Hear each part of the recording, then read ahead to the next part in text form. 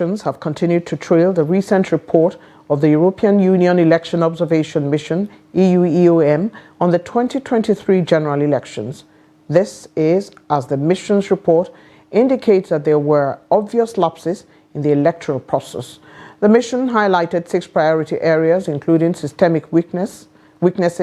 The mission pointed out the need for further legal and operational reforms to enhance transparency, inclusiveness, and accountability in future elections. It would be recalled that the federal government had earlier rejected the report.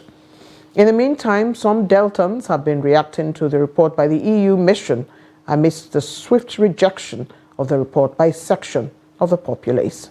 I think that was a bombshell coming from the European Union. First and foremost, they said, according to them, the election were somehow in secrecy, the journalists were attacked and all of those things.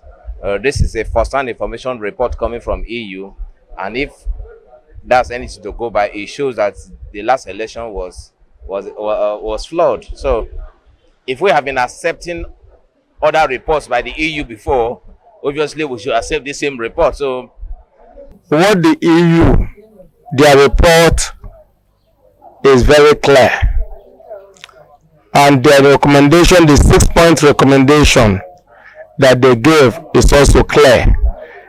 The election, especially the presidential. As a country, I think we must outgrow this thing where we allow foreigners to tell us whether what we've done is right or wrong.